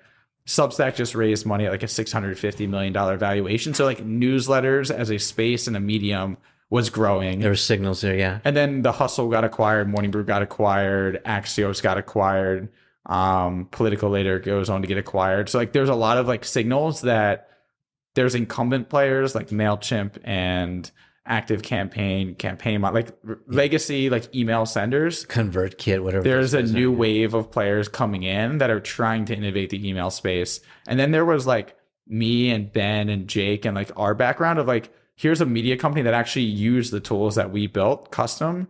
And they grew from nothing to a $75 million acquisition in 3.5 years. And like, I know every data point we collected. I know all of the hypotheses we had of this might work and it ended up being useless and not working, or like this might work better and it working, and being like, that's such an interesting insight that we built into our website or our dashboard or our tracking that like we only know because we were doing it with our content team and our data team. Yeah. You're an inside man. So it just like the founder market fit saying it like couldn't have felt better. Yeah. And so to fast forward to the week off, I got COVID and I'm just sitting in my room in Brooklyn and I'm like, what am I going to do for a week? Can't really go outside, can't travel. I was kind of pissed off I wasn't in San Diego. And I called Ben. I go, we've always talked about building like a kind of like productizing Morning Brew and building out the tech there. What if we just built that? And we had a few calls. He brought in Jake, who he went to school with. He was our third co-founder. And we mapped it out. And he goes, dude, it's a lot of work. Like that's like pretty damn ambitious to build out like a whole email platform to do everything. Like Morning Brew took us 5 engineers in 3.5 years. And not only do you want to do that, but you want to make it a platform that anyone can just sign up and start using on their own. Yeah. So we kind of mapped it out. And that was kind of the start of it in the end of 2020. And then when did you officially launch? So Beehiiv was a weekend and night project while they were working at Morning Brew. I was working at Google, separate computers, separate everything. Of course. And just kind of like working late at night. I actually feel terrible. They were like in Costa Rica for like a month long to kind of work remote. And typically, you work your job, close your laptop, enjoy like being in a different country. But I was like, no, like I see the vision here. Like you need to work. Like we need to hustle. Let's go. So we did that for about 10 months. Pretty much the whole time I was at Google, I was kind of like hustling on this on like the weekends. Yeah. And eventually I raised money in July. We got a seed round put together. From? Social Leverage is our lead. Okay. They're in like San Diego. How much did you raise? We raised 2.6. Okay. So not a lot, but enough to kind of give you a little first infusion? Yeah. So everyone always talks about entrepreneurs as being like the most like risk tolerant, like risky type of people. I did this in the most de-risk way possible because at the time, still very young in my career, still have a ton of debt. Yeah. I can't just not make money and live in New York or LA and build a company. And like our company required software vendors that are like an annual contract of $80,000 a year. And like, I'm not fronting that. Yeah. So we raised money in July. The second the money hit the bank account, put my 2 weeks in. Started early August full time at Beehiiv. They joined, I think, a few weeks later. So this is August, September of 2021. We build, it's me, Ben, and Jake, the co-founders. We brought on Andrew Placken as like our initial CTO. And so it was us four just grinding and building. And then we launched November of 2021. Yeah. I mean, so roll it over. Basically, you started in 2022, and here we are halfway done with 23. I mean, we're talking just 18 months. 18, 20 months. Yeah. Yeah. And what do you got to show for that? So about $400,000 or $500,000 a month in revenue right now. So the MRR, that magical acronym that we love. Yeah, well, so it's different because we have most of our revenue is like the software SaaS. So we're at like 3.5 million MRR right now. But we also have an ad network, which is like the big bet that we're making, that we can help different newsletters and publishers and content creators get high quality advertisements without needing a whole sales team to do that. Yeah, so that's a holy grail. Talk about that. How does that work? So I guess like just to put everything back to, there's a few different ways to look at it. Going back to Morning Brew, we made money from ads. And so one of the largest teams at the company was the sales team. Yeah, they had to go out and they had to go to dial for dollars and go to Apple, MasterCard, whatever, and say, we have an audience of 3.5 million people. We've done surveys. They are between 24 and 26 or 28, household income, 300,000, likely to buy these types of products. Here's the case studies of other brands we've worked with. But there's a lot of assets, there's a lot of selling, a lot of relationship building. Yeah. And you're basically convincing Apple to give you $500,000 to have their logo in your newsletter. Yeah, it's for a grind. 3 or 4 different cents. It's tough. It's really hard, but there's constant surveying, understanding who your audience is. Yeah. It's not Facebook where they have every data point in the world. It's email where it's like an email comes in, they click on a few links, but you don't really know who that person is, where they live, what they're interested in, how much money they make, what products they're likely to buy. So it's a very opaque medium.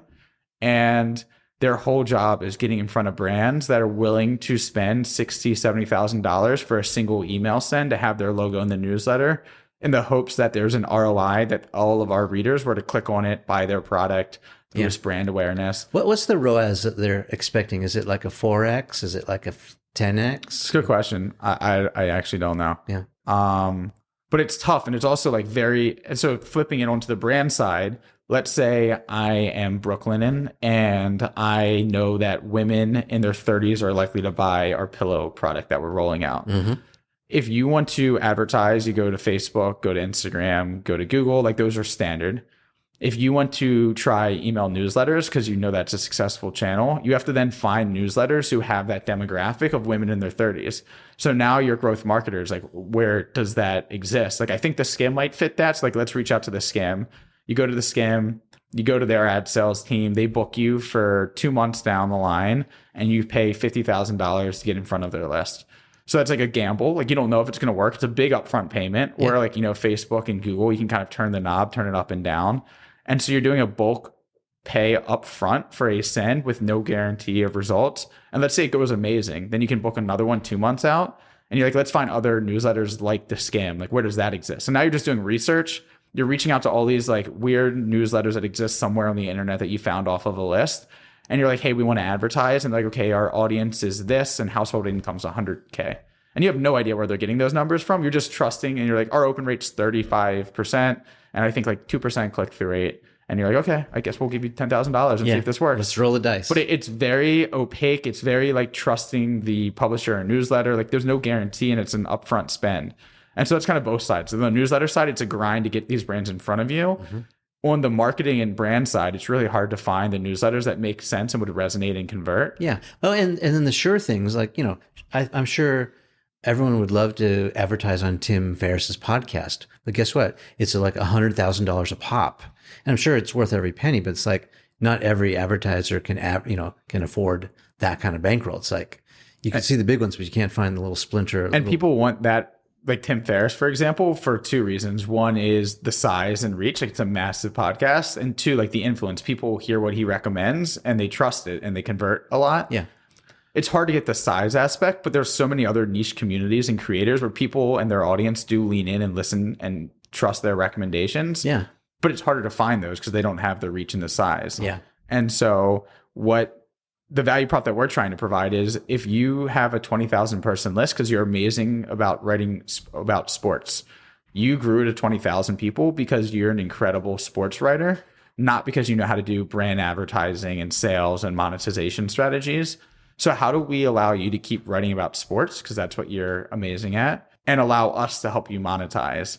And on the brand side, again, going to Brooklyn, and if you want to get in front of women in their 30s, because that's where your audience is most likely to convert, you can come to us, and we know based on the first party data that we're collecting, like best in class, because like some newsletter operators don't know what data to collect, how to collect it, what to ask for. We can tell Brooklyn, and we have 8,000 newsletters that the majority of the audience is women in their 30s, and we can get you in front of them and diversify your spend. Mm-hmm. So it's better for newsletters because they're getting inbound ad opportunities from brands they probably can't get in contact with, or it's difficult, or it's not a core competency. And we can go to brands and say, we can target the people that you want across our network of newsletters based on all of our first party data. And it really is at scale, like a win-win-win that we are trying to build. And that's like the holy grail. Okay. So how do you access the ad network from, is it like on the dashboard? Like it's already built in, it's baked in there? Depending on when this podcast launches, it will be in the dashboard, but coming soon. Okay. Yeah. That's exciting. That is the holy grail. I mean, everyone wants to monetize. These days, it seems like, organic growth is great, but like you've got to pay to play a little bit. You've got to pay to grow the base. And it's nice if some sort of, monetizing can help offset those costs, Well, email already is so cost effective. And I mean, again, going back to the Morning Brew example, there was a point where there's 5 of us and we were sending to 500,000 people. Probably bring in $2-3 million in like runway for a year of revenue. Yeah. And it was someone selling, someone doing the tech, someone growing, someone writing, and then someone doing the operations. We had a 5-person business. Granted, they had broader and more ambitious goals to get like venture like returns, but we could have been a 5-person shop and brought in $3-4 million in revenue. And that's not even including if we launched courses or educational products, but just from the ads and that small operation. Because from the writing side, like the bare minimum, if there's a writer who's going to spend 3 hours writing stories for a newsletter, whether you send it to 1 person or 1 million people, like that writer's work is the same. So it's a very fixed cost in terms of time and effort. And so our job is to make those other things easier. The monetization part, so you don't need the sales team. The growth part, so you don't need the growth team.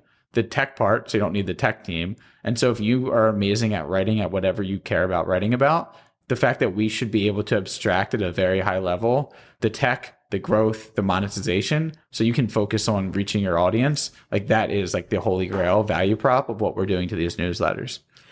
What's the average value of an email subscriber? So like if I'm talking to an advertiser, let's make it easy math. Okay, I have 10,000 subscribers. What should I be charging per? It's a classic, like, it depends, right? So like, Is it broad business news where okay, I'll give you a case study. He's a dentist. He's out of Brooklyn, New York. He is very popular with his local group, but he has some people coming in internationally to see him. And it's dental focused, but it's a health and wellness kind of newsletter. Yeah. So the fact that you hit on like a niche, you just work your way backwards from like everything's advertiser and brand driven. So for example, if the product and the advertiser is HubSpot or Salesforce, one conversion on like an enterprise plan for them is worth maybe $100,000, $200,000 in annual revenue. Yeah. So they're willing to spend a lot of money to get in front of an audience of 20, 30,000 people who might be decision makers at businesses and startups.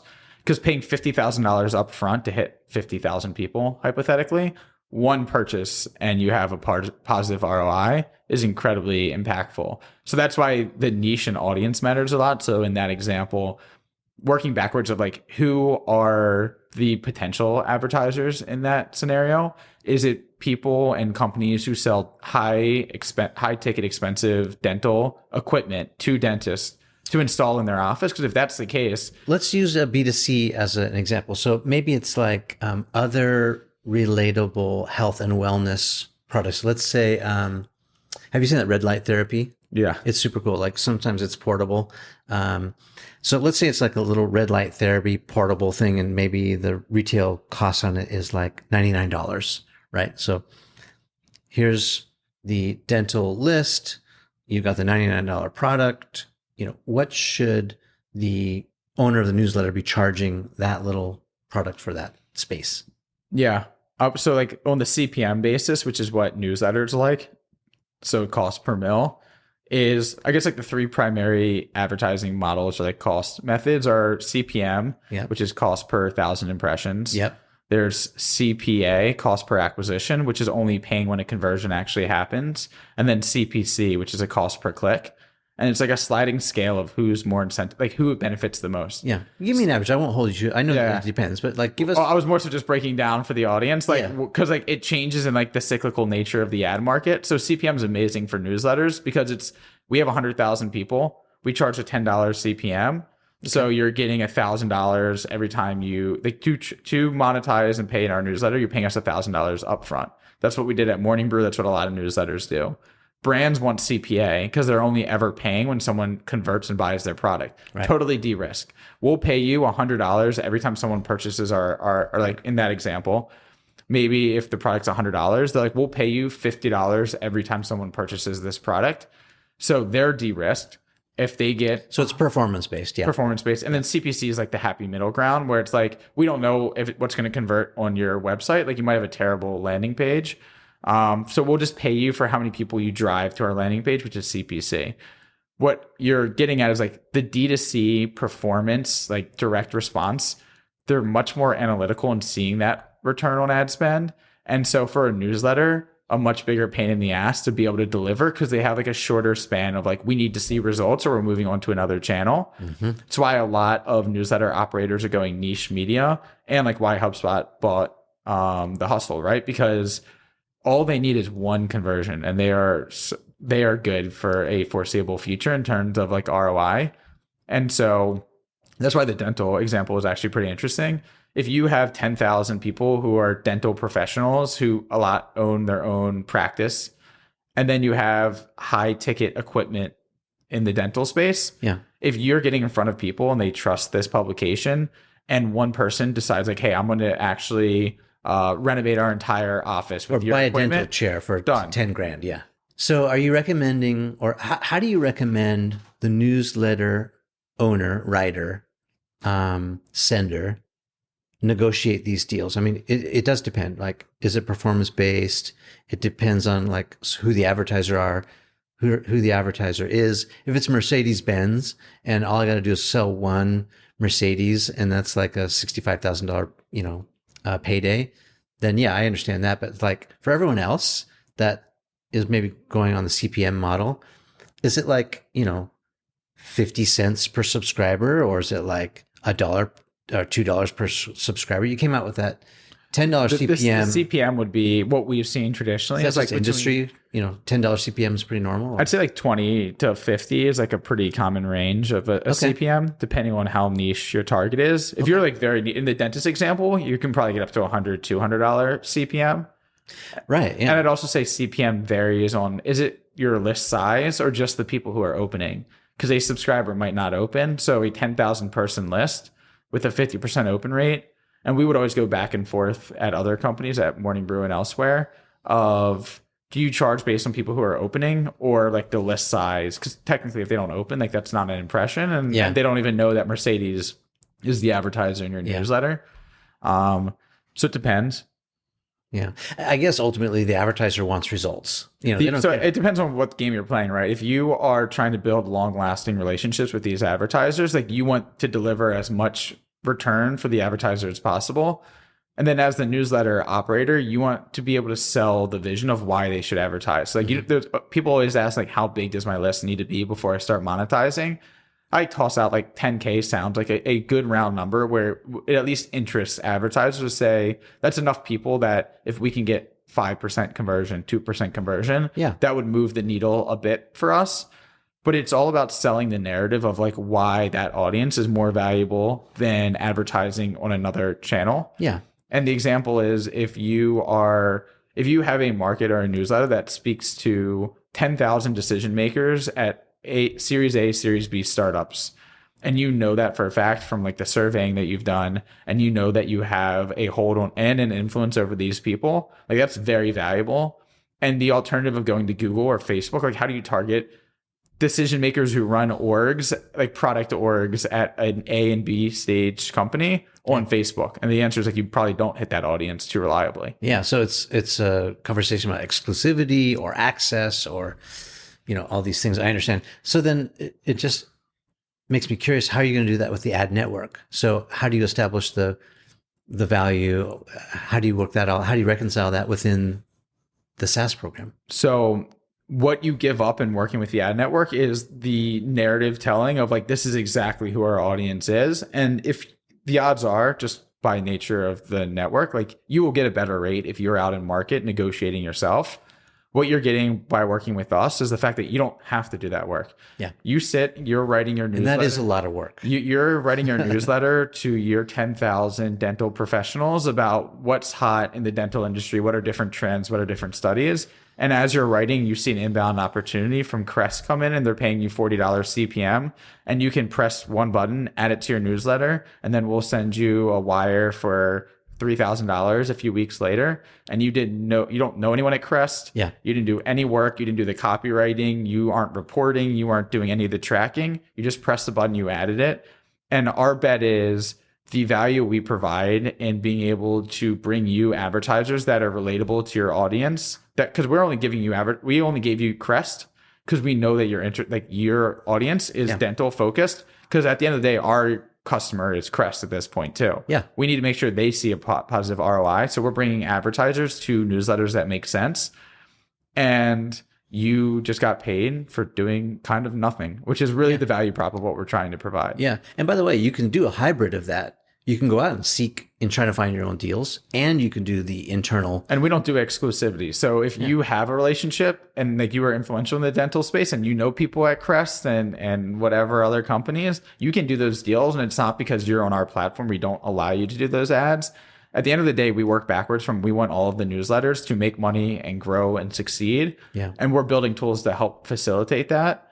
And if you can find ways to make money or grow faster with other tools or your own relationships, like we don't restrict that in any way. We're just trying to be additive. Yeah, it sounds like you're trying to take all the pain points out of it.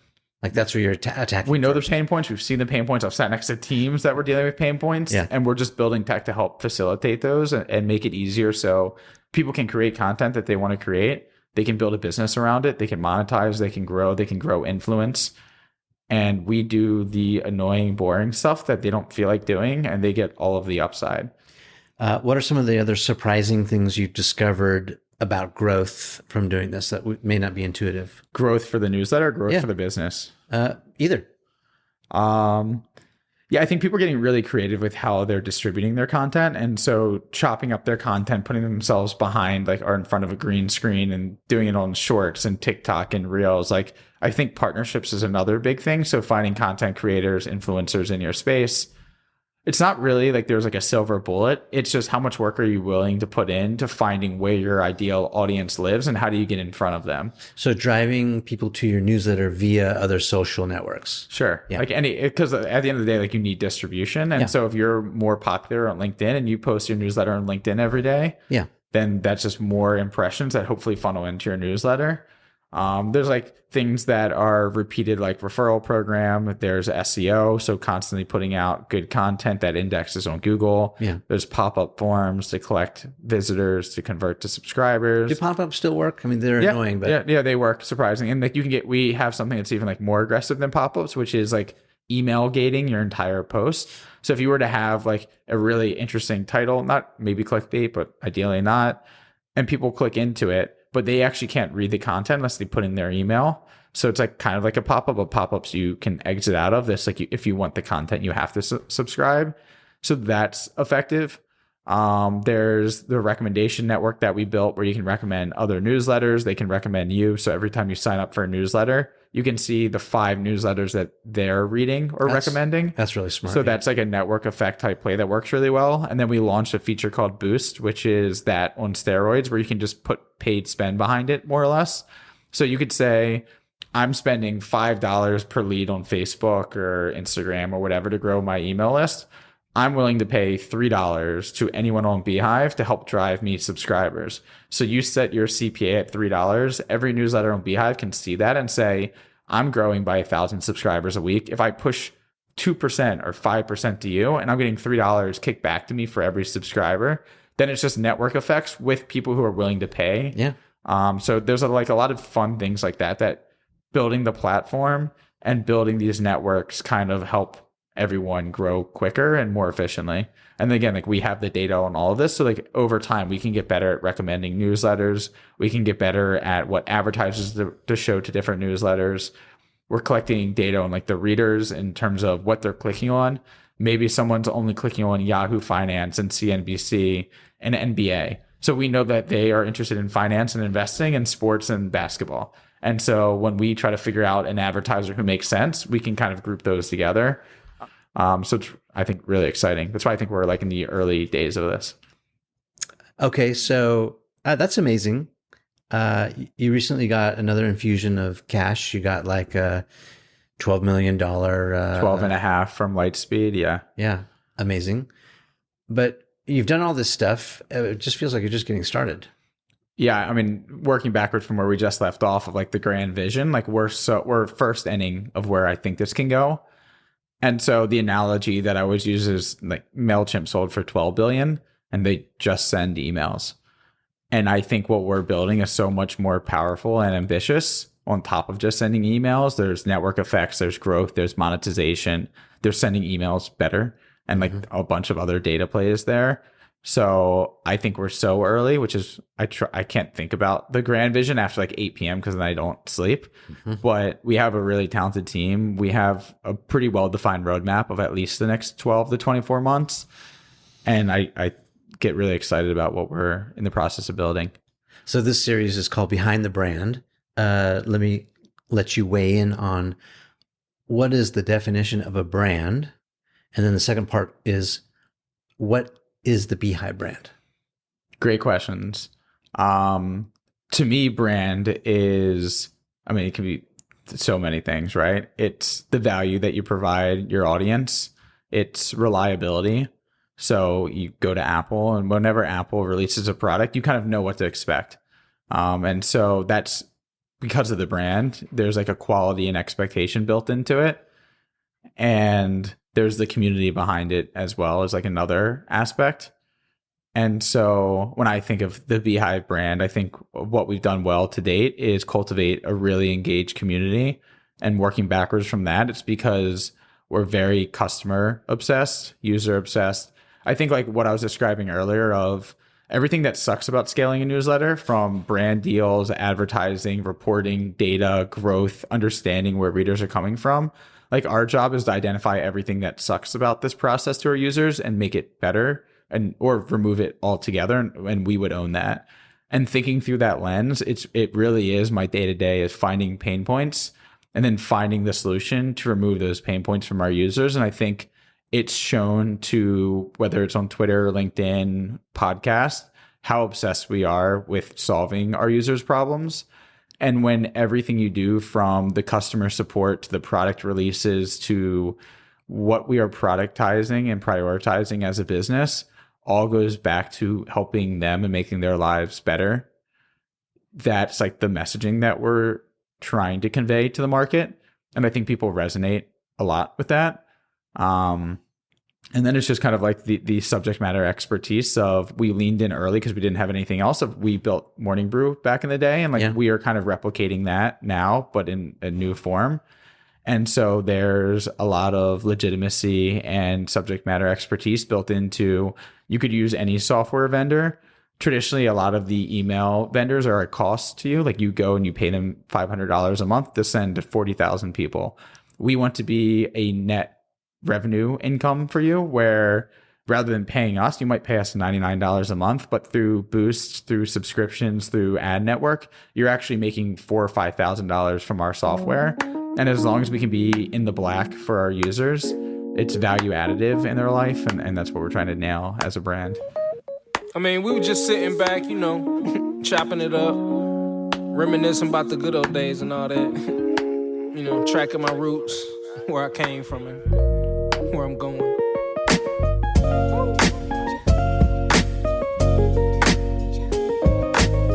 But like I say, man,